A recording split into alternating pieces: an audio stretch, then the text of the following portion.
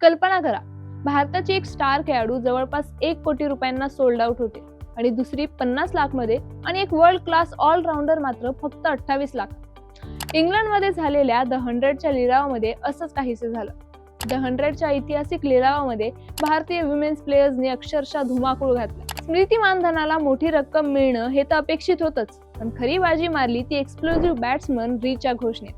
आणि विश्वास बसणार नाही, पण दीप्ती शर्मा सारखी वर्ल्ड क्लास ऑलराऊंडर एका टीमला कमी किमतीत सोल्ड आउट झाली. चला तर मग जाणून घेऊयात कसा झाला हा सगळा ऑप्शन आणि आपल्या इंडियन प्लेयर्सने इंग्लंडमध्ये आपला झेंडा कसा रोवलाय, कोणाला किती किंमत मिळाली आणि याचा भारतीय क्रिकेटवर काय परिणाम होईल. पहिल्यांदा आता द 100 ही स्पर्धा नक्की काय आहे हे थोडक्यात सांगते. द 100 ही युनायटेड किंगडम मधील एक व्यावसायिक क्रिकेट लीग आहे. ही जगातील एकमेव क्रिकेट लीग आहे जी 100 बॉल क्रिकेट फॉर्मॅट वापरते आणि ही स्पर्धा इंग्लंड आणि वेल्स क्रिकेट बोर्ड यांच्याद्वारे आयोजित केली जाते. द 100ने 2021 पासून अधिकृतपणे आपला पहिला हंगाम सुरू केला होता आणि दरवर्षी या स्पर्धा जुलै आणि ऑगस्ट या दरम्यान मध्ये खेळवली जाते. द 100 2026 मध्ये पहिल्यांदाच IPLच्या धर्तीवर महिला खेळाडूंसाठी भव्य लिलाव झाला आणि सर्वात अभिमानाची गोष्ट म्हणजे या लिलावाच्या यादीत 17 भारतीय महिला खेळाडू होते आणि हे आपल्या विमेन्स प्रीमियर लीगचं यश आहे, ज्यामुळे भारतीय खेळाडूंकडे जगाचं लक्ष वेधलं गेलंय. आता या ऑप्शन मध्ये सर्वात जास्त चर्चा झाली आहे ती मँचेस्टर सुपर जायंट्स या संघाची. त्यांनी लिलावाआधीच क्वीन ऑफ द क्रिकेट स्मृती मानधनाला सुमारे 92 लाख रुपयांनी करारबद्ध केले.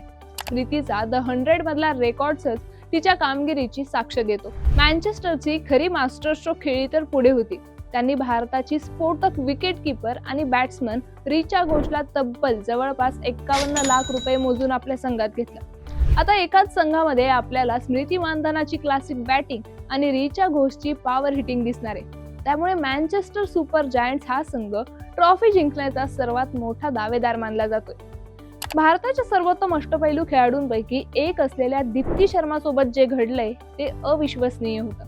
सनरायझर्स लीड्सने दीप्तीला फक्त 28 लाखांमध्ये घेतले. दीप्ती जी 2025च्या वर्ल्ड कपची प्लेअर ऑफ द टुर्नामेंट होती, जी बॅटिंग, बॉलिंग आणि फिल्डिंग मध्ये सामना फिरवू शकते, अशा खेळाडूला इतक्या कमी किमतीत मिळणं हे सनरायझर्ससाठी लॉटरी मिळण्यासारखंच आहे.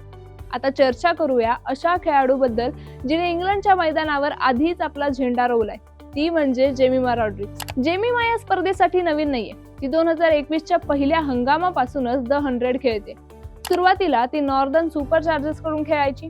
पहिल्याच वर्षी तिने 92 धावांची तुफानी खेळी करून सर्वांचं लक्ष वेधलं. तिच्या यात सातत्यपूर्ण कामगिरीमुळे साऊदर्न ब्रेव्ह संघाने तिला लिलावापूर्वीच रिटेन केलं. स्मृती आणि जेमिमा या दोघी या स्पर्धेच्या सुरुवातीपासूनच खेळत आहेत, तर रिचा आणि दीप्ती आता आपली चमक दाखवण्यासाठी पहिल्यांदाच द 100च्या रणांगणात उतरणार आहे.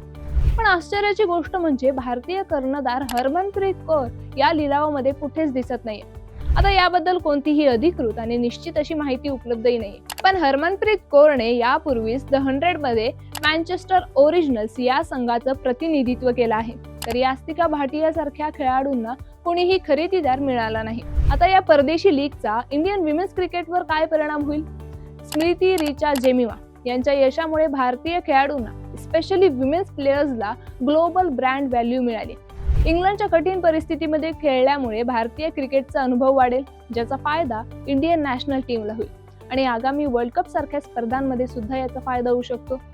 दीप्ती सारख्या खेळाडूंनी हे सिद्ध केलंय की कधी कधी तुमची लिलावातली किंमत नाही तर तुमची गुणवत्ता जास्त बोलते. स्मृतीला मिळणारे 1 कोटी किंवा रिचाला मिळणारे 50 लाख हे केवळ आकडे नसून महिला क्रिकेटमध्ये आता मोठी इन्व्हेस्टमेंट होत आहे याचा एक बोल्ड साईन आहे.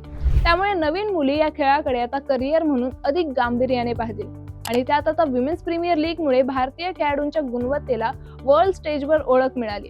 WPLच्या यशामुळे भारतीय खेळाडूंनी जे जागतिक स्तरावर व्यासपीठ मिळालेलं आहे त्याचे एक गोड फळ म्हणजे द 100.